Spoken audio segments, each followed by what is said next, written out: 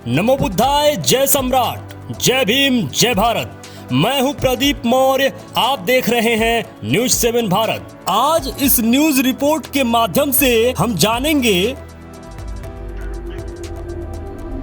यह जरूरी नहीं है कि जो आज तक आप पढ़े हैं वह सच है। सच जानने के लिए आपको इतिहास में गोता लगाना पड़ेगा।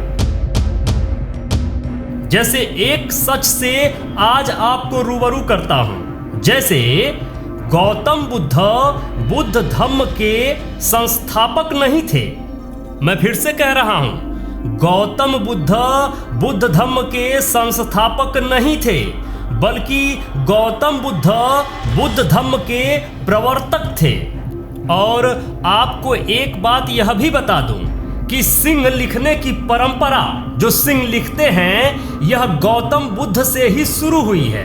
क्योंकि बुद्ध जो उपदेश दिए थे उसको सिंहनाद कहा जाता था, यानी शेर की दहाड़। और गौतम बुद्ध का एक नाम शाक्य सिंह भी था, शाक्य सिंह।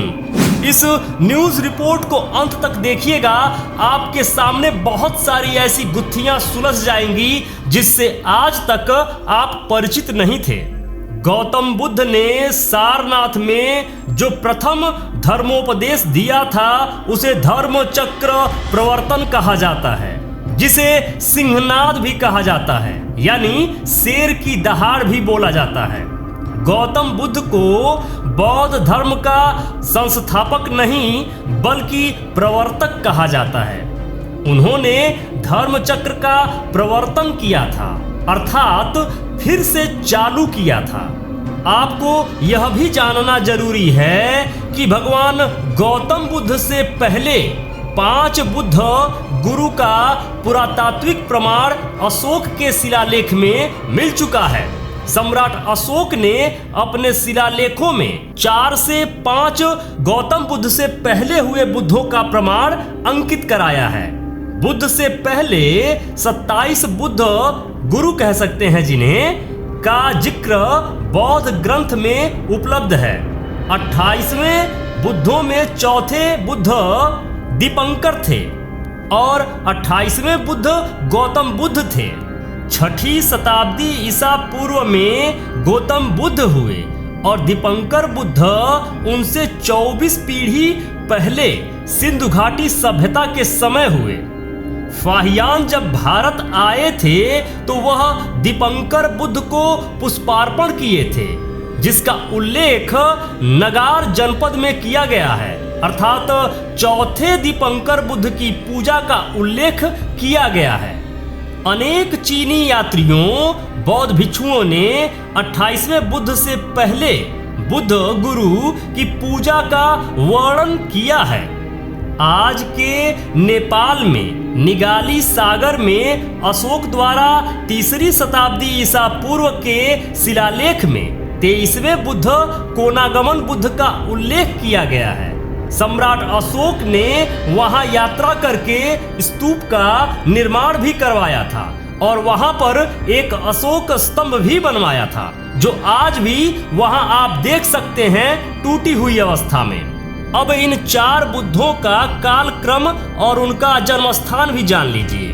ककुसंग बुद्ध 800 ईसा पूर्व गोटियाहमा में पैदा हुए थे, जिसका प्रमाण हमारे पास मौजूद है।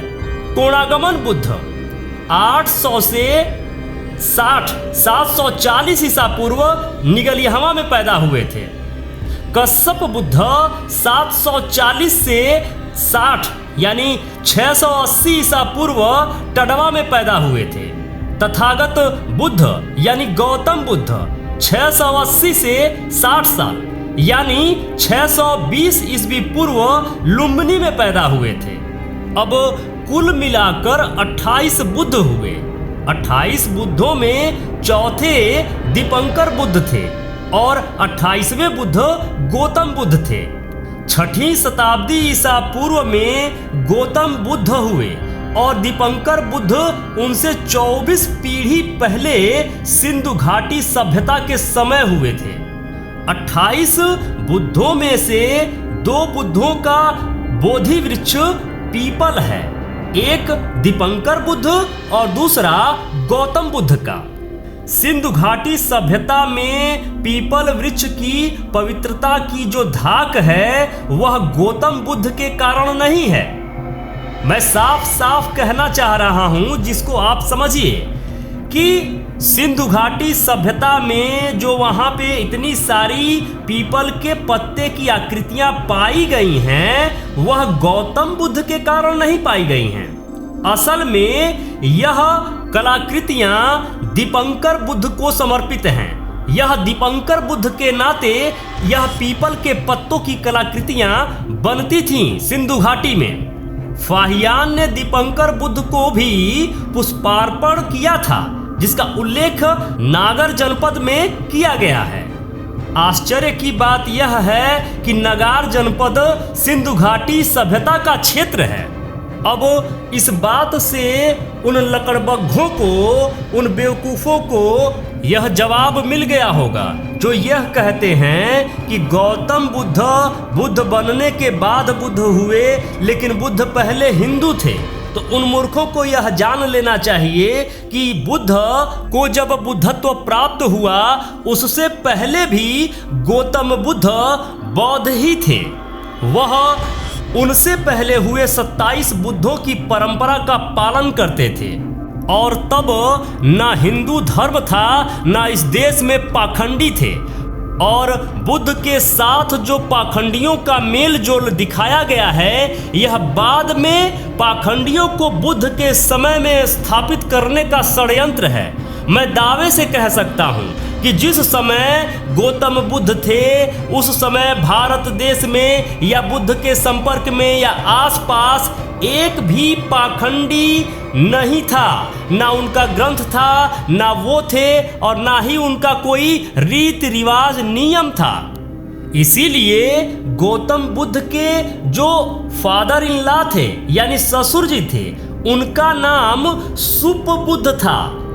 तो उनके जो ससुर का नाम सुपबुद्ध था वह गौतम बुद्ध के कारण नहीं पड़ा था, वह उनसे पहले के जो बौद्ध हुआ करते थे, जो बुद्धत्व प्राप्त हुआ करते थे, जो बुद्ध थे, उनके कारण बुद्ध के ससुर जी का नाम सुपबुद्ध रखा गया था। यह सबसे बड़ा प्रमाण है कि बुद्ध से पहले भी बुद्ध हुआ करते थे। और अब आप इस मूर्ति को देखिए, आपको भ्रम हो सकता है कि यह बैठी हुई मूर्ति तथागत गौतम बुद्ध की है, लेकिन यह मूर्ति तथागत गौतम बुद्ध की नहीं है। आप भ्रमित मत होइए, बल्कि यह मूर्ति वैश्वभु बुद्ध की है।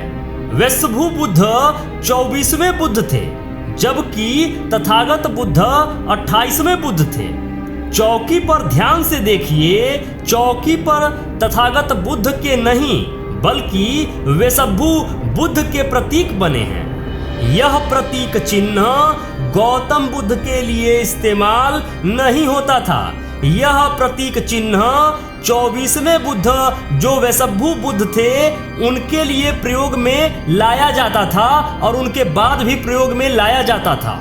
वैश्वभु बुद्ध की यह प्रतिमा कनगनहल्ली कर्नाटक से मिली है, चूना पत्थर की बनी है। चौकी पर धम्म लिपि में वैश्वभु बुद्ध का नाम लिखा है। वैश्वभु बुद्ध के प्रतीकों के सहारे हम इतिहास में तथागत गौतम बुद्ध से पहले के इतिहास को समझ सकते हैं और पूर्व के अन्य बुद्धों के सहारे हम सिंधु घाटी सभ्यता में जा सकते हैं। यह प्रमाणों की बात हो रही है, कोई गपोल गंथी की बात नहीं हो रही है, कोई झूठ और पाखंड की बात नहीं हो रही है। पूरा का पूरा भारत भूमि, वह अखंड भारत बौद्ध विरासत से पटा पड़ा है। जरूरत है उसे समझने का, जानने का। मेरे मित्रों, यदि आप चाहते हैं कि हम और हमारी टीम इसी तरीके से रिसर्च करते रहें, इसी तरीके से आपके लिए कंटेंट बनाती रहें, तो प्लीज निवेदन है, डोनेशन जरूर करें। स्कैनर स्क्रीन पर लगा हुआ है, स्कैन करके डोनेशन जरूर करें। जो भी मित्र अभी तक इस चैनल को सब्सक्राइब नहीं किए हैं, प्लीज निवेदन है अभी के अभी चैनल को सब्सक्राइब कर लीजिए। लाइक करके हमारा उत्साह जरूर बढ़ाया करिए। कमेंट बॉक्स में जरूर लिखा करिए कि ये वीडियो आपको कैसा लगा। जो भी मित्र अभी तक इस चैनल पर बने हुए हैं, ये वीडियो देख रहे हैं, आप सबको बहुत बहुत मंगल कामनाएं। नमो बुद्धाय, जय भारत।